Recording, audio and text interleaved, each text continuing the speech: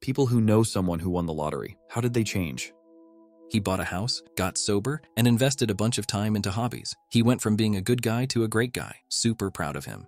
This, the kind of story I didn't expect, LOL, especially the getting sober part. Big props to him. Studies have shown, well, specifically rodent studies, but it applies, that substance use is associated with boredom and unhappiness. A lone mouse in an empty cage consistently picked cocaine-laced water over regular water every time, but mice in a massive, high-enrichment community enclosure almost never picked the drugged water. Repeated, of course, not just one trial. Having the money and choosing to build up your housing and food stability, hobbies, social life, and environment, as opposed to doing short-term, high-gratification things like buying fancy cars or, well, doing more drugs, can easily make it so that you simply have no desire to be intoxicated. Why get drunk to have fun when your life is already plenty of fun sober? Iceland used to have a big problem with teenagers abusing substances. They decided to make extracurricular activities and sports readily available, and free, I think, to all teens. This, as well as some other measures like nationwide curfews, dropped the rate of substance abuse in teens dramatically because they were no longer bored. Me, an Icelander nodding along, thinking about getting high as shit this weekend. You're not wrong. The program really did work, but I'd say that most people here experiment with drugs once they reach matriculation. But at that point, you've already bought some valuable time for the brain to develop substance-free. Not sure if it's still working as well in the social media age. Iceland still has a substance abuse problem, and teens are falling behind in school compared to other European nations, but I don't know if the two are correlated. I love a story where the winner didn't make a bunch of poor choices and seemingly end up worse. I'm sure there are plenty of examples like this, but we only hear about the people who fuck it up in spectacular fashion. They lived quietly and invested wisely, just doesn't make for a tempting headline, you know? Money doesn't buy happiness. Well, in most aspects, it certainly does. It buys time, which is more valuable than anything else. Time to spend however you want. This is why people who work a ton and have money still aren't happy. A guy I went to high school with won the lottery in his early 30s. He bought the low-income housing block he grew up in and his mother still lived in, completely renovated it, and kept it low-income housing. I don't know what else he did with the money, but he changed a lot of families' lives for the better with that one purchase. I love that so much. That's also what I fantasize about doing. I won't have children, and I grew up solidly middle class but with great financial stability from my parents, which allowed me to explore so many things. I would love to provide that stability for someone else, or ideally a lot of someone's. My parents believe very strongly in improving your small corner of the world. My dad worked full-time, and my mom volunteered full-time once we were in school between several PTOs, a 311 suicide hotline in my area, and a few other worthy causes. They support a few families in our extended family who have profoundly disabled children. They've rescued several women from DV situations and set them up in much better lives. They've taken in 6 or so young adults and helped them dramatically improve their lives. I hope I can live up to their legacy. She divorced her husband, a baggage handler for American Airlines if I recall, and married a rich, flashy Cuban guy. But she did split the prize with her first husband. I don't know. That sounds like a pretty good deal to me. For the ex-husband, hell yeah. He got away with cash and dropped the flashy wife. New money, new wife.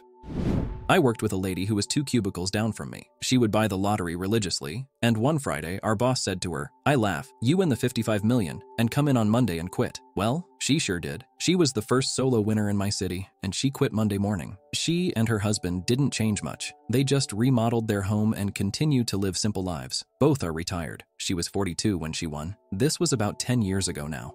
I remember talking to my classmates in public school about what we'd do if we won the lottery. I always remember one kid said he'd just get pretty much the same kind of house he already was growing up with, and he said he'd just fill it up with cooler stuff. I feel like I wouldn't change too much, but take out the stuff I don't like doing, getting up early every day, etc., and adding more stuff I'd like to do in the extra time, traveling, hobbies, etc. Girl that was jumping from one shitty job to another. Did win, not a massive amount, but enough to be able to study 2 to 3 years without having to work. Was able to land a good job and nice paycheck thanks to her studies, so basically changed her life for better. Now that is money well spent.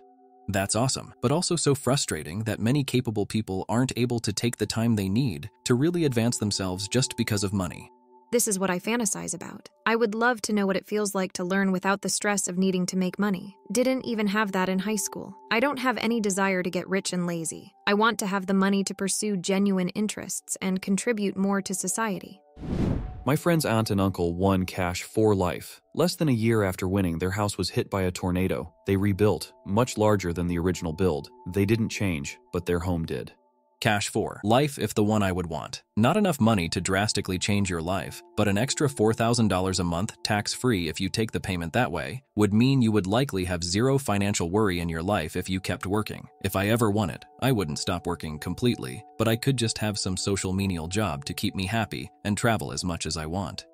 My siblings, childhood friends, parents won $1,000 a week for life in the early 80s. It was hell for them. They were already the rich relatives to both their families. In reality, they were upper middle class. They sold their house and essentially went into hiding for over 4 years. Their relatives were absolutely relentless in trying to track them down to get their share. It was terrible. Their kids, 14 and 10 years old, had to be pulled out of school. The family eventually modified their last name to be untraceable. I came home from school one day to a carload of their relatives waiting to talk to my brother about his friend's whereabouts. It was frightening. Luckily, our neighbors intervened and made them leave. My brother was hiding in the house. He recognized them and had ducked down the alley to the back of our house. We barely saw his friend after that. I think they moved to a larger city on the East Coast.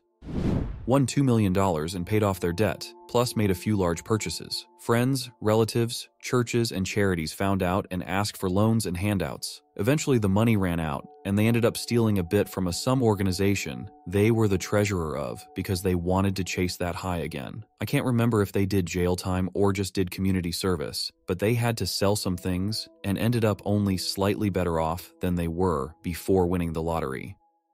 I've seen a few comments on other lottery posts talking about how $1 million, or two in this case, is good money, but it's not great money to win. You can easily spend $1 million. Kinda wild to think about, really. My wife and I buy lottery tickets when the jackpot gets huge. We like to dream of moving to Yosemite Valley and climbing until we can't walk anymore. But I often think of what we'd do if we only won the 1 million prize. It's a lot of money, but it's not quit your jobs and live in the valley the rest of your life money. With the 1 million after taxes, my plan has essentially been to pay off the debt we have, then keep living our same lives, just with a lot less financial pressure. Get it? Please everyone keep in mind that winning $1 million prize does not actually get you $1 million cash in hand.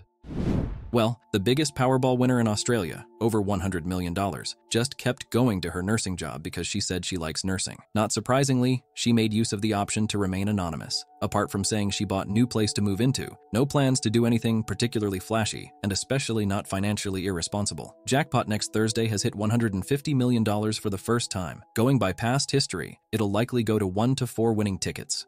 I see that people with big money that still do some job are happier than those that quit and travel the world. I'd probably leave my current job, spend my time volunteering, working out in nature, helping kids, the kinds of things that I can't afford to do at the moment because of my need to earn money to support my family. A friend's mom won in like 1989. This was before you could take the lump sum. After taxes, her payout was $37,000 per year for 25 years. She quit her job, thinking she'd be rich, but didn't realize she was making less than her job paid and ended up going back to work a few years later because of insurance, etc. There's also the fact that you have a lot more time to spend when you aren't working, time that will often be used spending money. Exactly this. I think the jackpot was a little over $1 million, and everyone thought, wow, she's a millionaire. I remember that first $37K went fast. They bought a big house, went on loads of vacations, years later had to sell the house and downsize. In the end, spent every last penny. This is my nightmare. I'm not bad with money, and you get money like that. It's relatively easy to grow even if you don't know what to do. Imagine winning millions, and then one day sitting around and going, man, remember when I was rich? Would absolutely kill me inside.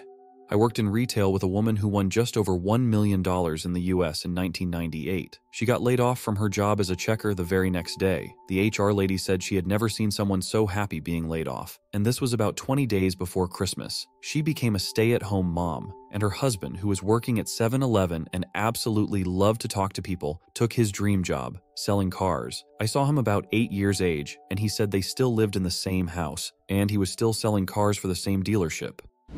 Reading a few of the unfortunate big winner replies really reinforces the advice to A. Keep big wins a secret. Yes, even family. B. Immediately consult a financial advisor and/or lawyer. C. Read A. I've always said my first call would be to a lawyer and financial advisor, figure out how to diversify it into investments that pay the bills, including the wealth management fees, and then go from there. Advice on the financial advisor part. From 1. Take your time getting your ducks in a row. It's not uncommon for forward-thinking lottery winners to wait until the last minute to pick up the check, so to speak. Check around for local advisors and call their offices and meet with them. Don't disclose the amount you have, but if they have a minimum, let them know you have multiple millions from a windfall and would like advice on retiring early. Use that as an example, or just keep it super generic like that. Then sit down and get to know them and have them get to know you. Test how genuine and transparent they are. Ask them good questions, but more importantly, find out if they truly care about you and your family. If they do, the conversation will be led by the advisor and directed towards getting to know you, your family, your priorities, and not about money. Hell, if they never ask about how much you have, that can be a huge plus. If you feel like they are pressing you on how much you have, already making decisions on how to invest your money, or generally just making you feel like the relationship is transactional, don't hesitate to bow out and move to another. You are interviewing for someone who will be helping not only you, for decades, but most likely for generations. A good advisor will make millions last for multiple generations. To that end, consider someone a bit younger than you, or at least with the desire to stick with you for that long.